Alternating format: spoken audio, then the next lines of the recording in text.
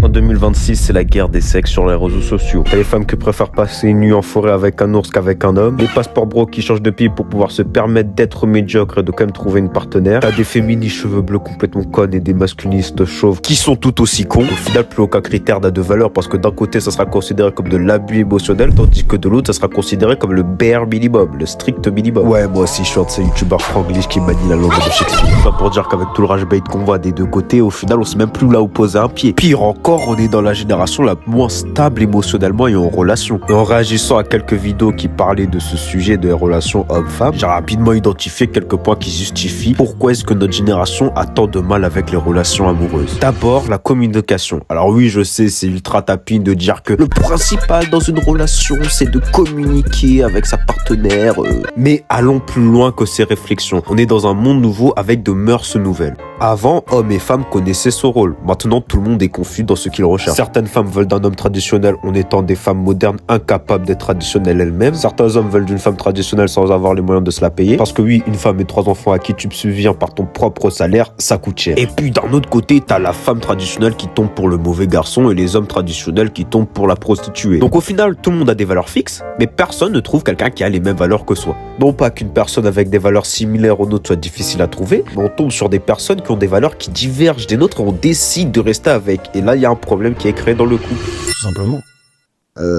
Pour moi, tu dois pas avoir de tabou. Ça veut dire qu'à partir du moment où tu es avec quelqu'un, tu dois pouvoir lui parler de tout. Directement, dès le début, quoi. Bah, c'est quoi ta conception de la vie? C'est quoi ta conception de l'éducation? C'est quoi ta conception de l'argent dans une vie de couple? C'est pas pareil. Je suis plutôt d'accord avec Lydie et c'est même l'un des plus grands fléaux de notre génération. Les gens se mettent en couple sans savoir si leur partenaire recherche la même chose qu'eux. Ou ils le savent explicitement, mais ils décident quand même d'aller au-delà de ça parce qu'ils peuvent le changer ou je sais pas quoi. Enfin bref. Tout ça pour dire que le fait de demander à son partenaire ce qu'il recherche pour voir si t'es en accord avec n'est pas encore rentré dans les normes. Je tiens à préciser, peu importe le système, le plus important c'est qu'il y a un accord des deux. Même si tu estimes que c'est un système misogyne qui réprime la femme ou un système anti-masculinité qui réprime l'homme, si les deux sont d'accord pour suivre ce système, tu peux pas vraiment leur dire quoi que ce soit parce qu'au final t'es pas dans leur lit. Ils sont ensemble, la vie est belle, oui c'est rien, on verra ça plus tard.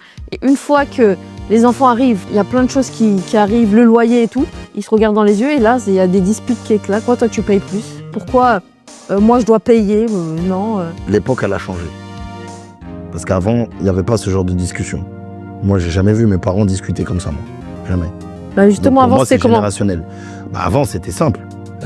Déjà, le coût de la vie était différent. Et c'était pas la même chose. Et un homme pouvait assumer son foyer de A à Z, même si la femme ne travaillait pas.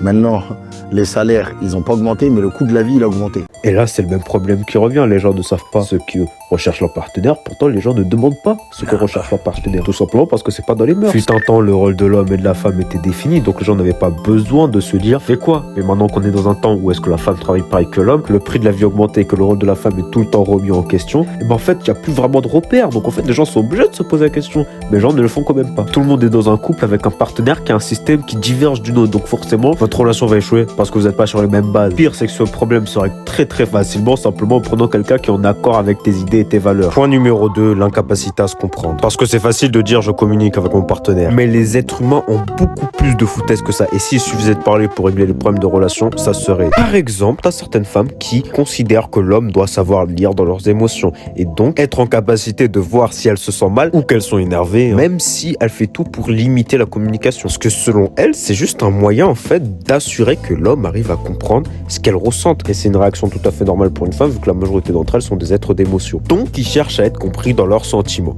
Pourquoi vous aimez trop dire rien quand on vous demande qu'est-ce qu'il y a? Personnellement, je pense qu'en général, quand on dit rien, c'est surtout en mode j'ai déjà trop expliqué, je vais juste pas m'étaler dessus. Mais c'est ça. En fait, c'est une charge mentale de devoir expliquer la charge mentale. Certaines personnes, quand tu leur apprends des mots, elles les utilisent à outrance pour dire pas grand-chose. Et vu que je suis un grand misogyne, il est temps de faire un peu de mansplaining, comme on dit. Le seul truc, c'est juste qu'elle a pas envie de te raconter pourquoi est-ce qu'elle est énervée. Parce qu'elle a envie que tu comprennes de toi-même pourquoi est-ce qu'elle se sente comme ça. Déjà de 1, parce que c'est plus facile quand quelqu'un te comprend plutôt que quand t'as besoin de lui expliquer tout. Et je pense qu'il y a aussi un peu d'inconscience parce qu'elle se dit, en fait, il a réussi à comprendre comment je me sens, donc ça veut dire qu'on est vraiment connectés l'un et l'autre. J'ai enfin trouvé un mec émotionnellement intelligent, quoi. C'est ça. Donc en fait, je suis une grosse rageuse et ouais, rien. Quand vous dites rien, vous expliquez quand même ou vous partez du principe que la personne doit savoir. Non, mais Je sais bien qu'il y a sûr. des filles qui sont en mode ah non mais la personne en face elle devrait savoir en fait ce qu'il y a. Mais non, ça c'est pas Et simple. ça, ouais, ça je suis pas du Il tout n'y a d'accord. aucune relation qui fonctionne sans communication. Après, des fois, c'est cool de dire genre rien. C'est pas le Après, il vient me chercher, t'es là, ouais, mais ça m'a saoulé en fait quand t'as fait ça, tu vois. Ouais, non, j'aurais dû couper plus tôt, hein. C'est juste des femmes qui font des trucs de femmes après. Et moi, faut que j'arrête avec les vannes comme ça, parce que à peine commencé sur YouTube, les gens vont penser que je suis misogyne. Mais bref. Et vu que je suis noir, on va me comparer à Alexis Chance ou Puffman. Mais souvent, le problème dans cette interaction, c'est que les hommes sont des êtres de raison. Et du coup, ils entendent un problème, ils y cherchent une solution. Mais dans ce cas, il y a deux solutions. Soit ils cherchent une solution à un problème, mais comme ils n'ont pas de preuves évidentes de ce qu'ils recherchent, ils n'arrivent pas à trouver. Soit ils trouvent une solution, mais à l'instant T, ce n'est pas une solution qui est requise, mais un simple réconfort émotionnel. Point numéro 3, le seul point qu'on retrouve chez tous les êtres humains, hommes comme femmes. Le fait que beaucoup pensent qu'il suffit d'exister pour avoir de la valeur et donc avoir de l'amour. Et comme ils pensent avoir de la valeur parce qu'ils existent, ils veulent avoir tous les bénéfices d'une relation stable avec une personne qui t'aime et ce facilement. L'archétype de ce genre de personne est cristallisé par les incels chez les hommes qui estiment que les femmes ne veulent pas d'eux à tort, sans aucune réelle raison. Mais t'as aussi une autre communauté qui est beaucoup moins connue mais qui est pourtant tout aussi débile. Je parle de la communauté Black Pill qui considère que la beauté, la génétique et le cadre de vie dans lequel tu nais décident de si tu vas réussir à avoir du succès sur le marché de la séduction. Les femmes, elles, ne sont pas exemptes d'erreurs. Elles ont même l'exemple parfait de la femme qui demande mondes et merveilles, qui demande à son homme qu'il lui apporte la lune sans être elle-même capable d'apporter quoi que ce soit dans la relation. Pire encore si tu as l'audace que de lui demander ce qu'elle apporte sur la table. Soit elle te dira je m'apporte moi, c'est déjà suffisant. Soit pire encore, elle te dira c'est moi la table, c'est l'homme qui doit apporter quelque chose sur la table. Puis elle s'étonne que les hommes viennent les considérer que comme un corps quand c'est la seule chose qu'elles savent offrir. Et c'est sur ce dérapage que je mets fin à la vidéo.